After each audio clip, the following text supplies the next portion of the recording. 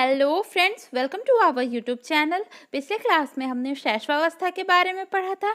आज हम बाल्यावस्था को पढ़ेंगे, उसके विशेषताओं को समझेंगे, उसके उपनाम और शिक्षा के स्वरूप को जानेंगे। तो चलिए स्टार्ट करते हैं। चाइल्डहुड।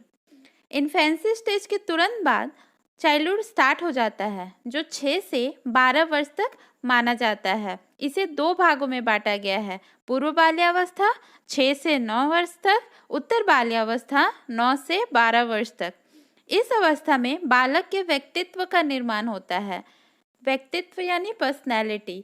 चाइल्डहुड आते आते बच्चों में विकास की गति स्लो हो जाती है और उनमें बहुत सारे चेंजेस देखने को मिलते हैं, क्योंकि शैशवावस्था में तो वो सिर्फ अपने फैमिली मेंबर्स, अपने रिलेटिव्स के बीच ही रहते हैं, लेकिन बाल्यावस्था आते आते वह स्कूल जाना स्टार्ट कर देते हैं, नए नए लोगों से मिलते हैं, नए दोस्त बनाते हैं, इस समाज से मिलते हैं, जिससे उनमें अलग तरह की चेंजेस देखने को मिलती है, यूनिक चेंजेस देखने को मिलती है, उनके हैबिट्स में, उनके बिहेवियर्स में, यहाँ तक कि उनके इंटरेस्ट में भी चेंज देखने को मिलते हैं, जो उसे एक मैच्योर इंसान बनने की ओर अग्रसर करता है, जिससे उसके व्यक्तित्व का निर्माण होता है। कॉल व ब्रूसो के अनुसार बाल्यावस्था जीवन का अनोखा काल है। अनोखा काल यानी यूनिक एज। यूनिक एज कैसे? अगर कोई अभी हमसे पूछे कि तुम्हें कोई चीज़ वापस मांगनी हो तो तुम क्या मांगोगे, तो आप बोलोगे मुझे मेरा चाइल्डहुड वापस कर दो, मुझे मेरे बचपन में ले चलो। तो हुआ ना, चाइल्डहुड एक अनोखा एज, यूनिक एज हुआ। और इसको याद रख सकते हैं कि कॉल और ब्रूसो यानी कॉलगेट और ब्रश। बच्चा पहली बार जब कॉलगेट और ब्रश करता है तो उसे यह बहुत अनोखा लगता है, ऐसे याद कर सकते हैं। उसके बाद है रॉस के अनुसार बाल्यावस्था मिथ्या परिपक्वता का काल है। मिथ्या परिपक्वता यानी झूठी परिपक्वता। एक छोटी बच्ची रहती है 7-8 साल की, वह अपने माँ के दुपट्टे को साड़ी के जैसा पहनती है और वह ऐसा बिहेव करती है, ऐसा दिखलाना चाहती है कि वो मैच्योर हो गई है। तो यह क्या हुई? झूठी परिपक्वता हुई। उसके बाद है किलपैट्रिक के अनुसार बाल्यावस्था प्रतिद्वंदात्मक समाजीकरण का काल है।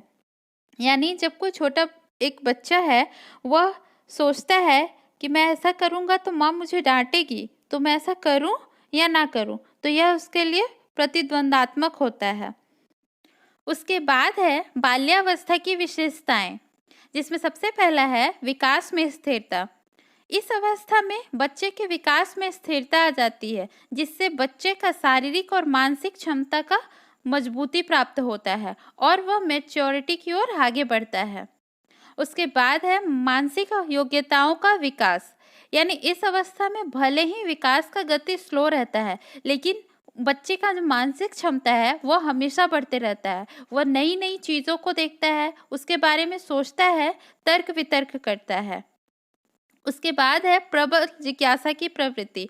यानी इस अवस्था में बच्चे में क्यूरियोसिटी लेवल और भी ज़्यादा बढ़ जाता है। शैशवावस्था में वो किसी भी चीज़ को देखकर सिर्फ यही सोचता था, क्वेश्चन करता था कि माँ ये क्या है।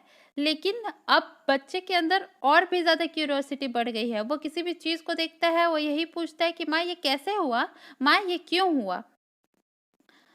आगे है वास्तविक जगत से संबंध। इस अवस्था में बच्चा वास्तविक जगत से संबंध रखने लगता है। शैशवावस्था में वह काल्पनिक दुनिया में रहता है, अपने खिलौनों में वो जान देखता है, लेकिन अब वह बच्चा इस समाज में आ जाता है, इस वास्तविक जगत से मिलता है, किसी भी चीज़ को देखता है तो उसके बारे में ज़्यादा से ज़्यादा जानकारी इकट्ठा करना चाहता है।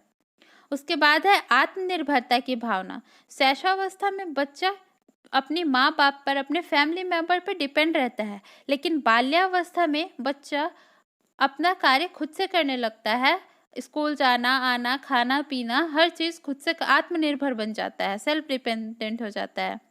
उसके बाद है रचनात्मक कार्यों में रुचि।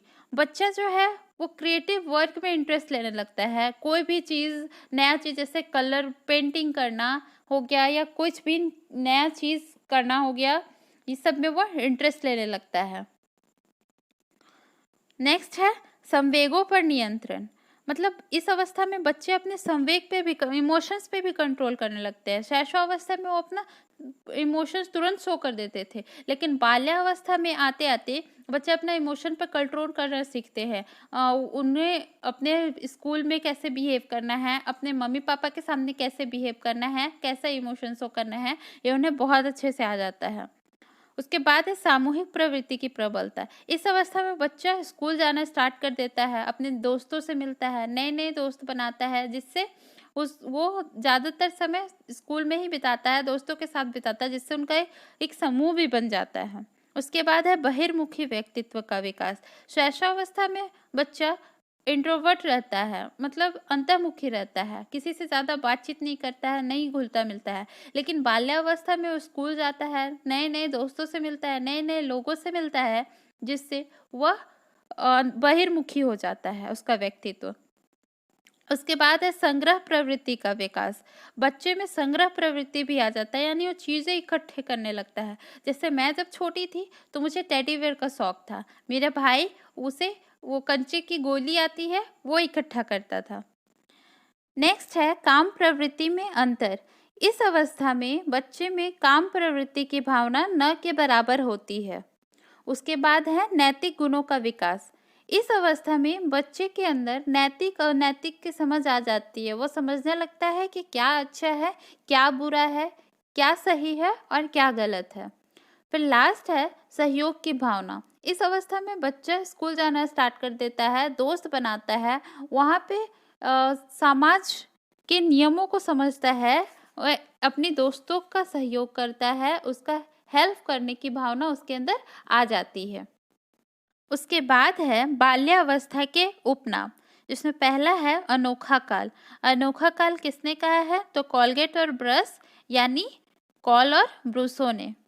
उसके बाद इसे निर्माण काल भी कहा जाता है, यानी इसमें बच्चे का व्यक्तित्व का निर्माण होता है, इसीलिए इसे निर्माण काल भी कहा जाता है।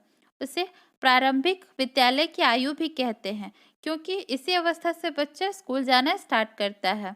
इसे वैचारिक क्रिया अवस्था भी कहते हैं, क्योंकि बच्चा किसी भी चीज़ को देखता है तो उसके लिए उसके मन में बहुत सारे क्वेश्चन उठते हैं, बहुत सारा विचार पैदा होता है, इसीलिए इसे वैचारिक क्रिया अवस्था भी कहते हैं। उसके बाद है टोली दल समूह की आयु। इस अवस्था में बच्चा स्कूल जाता है, नए दोस्त बनाता है, जिससे उसके ग्रुप बनता है, इसीलिए इसे टोली दल समूह की आयु यानी गैंग एज भी कहते हैं। उसके बाद है खेल की आयु। खेल की आयु यानी बच्चा इस एज में बहुत ज़्यादा खेलना पसंद करता है, इसीलिए स्टैंग ने कहा है कि शायद ही ऐसा कोई खेल होगा जो 10 वर्ष का बच्चा नहीं खेलता होगा। और याद रखिएगा, बाल्यावस्था को खेल की आयु कहते हैं और शैशवावस्था को खिलौने की आयु। 7th पॉइंट है प्रतिद्वंदात्मक समाजीकरण का काल। ये किसने कहा है? तो किलपैट्रिक ने। उसके बाद है मूर्त चिंतन की अवस्था। इस अवस्था में बच्चा किसी भी चीज़ को देख के उसके बारे में सोचने लगता है, तर्क वितर्क करने लगता है, इसीलिए इसे मूर्त चिंतन की अवस्था भी कहते हैं। उसके बाद इसे कल्पना शक्ति एवं अमूर्त चिंतन का प्रारंभिक काल भी कहते हैं, क्योंकि इसी अवस्था के अंत से बच्चे के अंदर अमूर्त चिंतन स्टार्ट होने लगता है। उसके बाद है बाल्यावस्था तीव्र शारीरिक क्रियाशीलता अभिवृद्धि का काल। इसी अवस्था में बच्चा फिजिकली बहुत ज़्यादा एक्टिव रहता है, इसीलिए इसे बाल्यावस्था तीव्र शारीरिक क्रियाशीलता अभिवृद्धि का काल भी कहते हैं। उसके बाद है सामाजिकता विकसित होने का काल। इसी अवस्था में बच्चा अपने फैमिली से निकलकर बाहर समाज में जाता है, नए लोगों से मिलता है, जिससे उसकी सामाजिकता का विकास होता है। इसके बाद इसे नए कौशलों एवं क्षमताओं के विकास की वृद्धि का स्वर्णिम काल भी कहा गया है, क्योंकि इस अवस्था में बच्चे क्रिएटिव वर्क करने में इंटरेस्ट लेने लगते हैं, जिससे उनका स्किल और भी ज़्यादा डेवलप होता है। एक और उपनाम लिखना भूल गई हूँ, बाल्यावस्था को डर्टी एज भी कहते हैं, यानी गंदी अवस्था भी कहते हैं, क्योंकि इस अवस्था में बच्चे को खेल खेलना बहुत पसंद है और खेल खेल में वो हमेशा अपने कपड़े गंदे कर लेते हैं, इसीलिए उसे गंदी अवस्था भी कहते हैं। इसके बाद बाल्यावस्था के शिक्षा के स्वरूप को देखते हैं। तो बाल्यावस्था का शिक्षा का स्वरूप ऐसा होना चाहिए जिससे बच्चे का सर्वांगीण विकास हो सके। इसमें सिर्फ उसके माता पिता ही नहीं बल्कि अध्यापक और समाज का भी अहम भूमिका होता है, जिसमें पहला है भाषा का सही ज्ञान। बच्चे को भाषा का सही ज्ञान होना चाहिए, क्योंकि बोला जाता है किसी की बोली से ही उसके व्यक्तित्व का पता लगाया जा सकता है। इसीलिए अगर बच्चे का भाषा बोली सही रहेगा तो ही उसका व्यक्तित्व अच्छा कहलाएगा। उसके बाद है पाठ्यांतर क्रियाएं, यानी बच्चे के सिलेबस में एक्स्ट्रा करिकुलर एक्टिविटीज़ भी होनी चाहिए, जैसे सिंगिंग, डांसिंग, गेम, ये सब। उसके बाद है सामाजिक एवं नैतिक गुणों का शिक्षा। बच्चों को सोशल और मोरल दोनों टाइप की शिक्षा देनी चाहिए। उसके बाद है मनोवैज्ञानिक शिक्षण विधियाँ, यानी इस अवस्था में हमें कौन कौन से टीचिंग मेथड का यूज़ करना है। तो पहला है देखो और कहो विधि। जैसा कि देख रहे हैं इस इमेज में, एक टीचर है, वो ग्लोब दिखा के बच्चे को कुछ पढ़ा रही है। उसके बाद है प्रोजेक्ट विधि। बच्चे को प्रोजेक्ट देकर हम उसके क्रिएटिव स्किल को और डेवलप कर सकते हैं। उसके बाद है सामूहिक चर्चा। बच्चे को सामूहिक मतलब ग्रुप डिस्कशन करवा के हम उनके अंदर सहयोगात्मक भावना को ला सकते हैं। उसके बाद है खेल विधि, यानी बच्चे को खेल खेल में सिखाना चाहिए।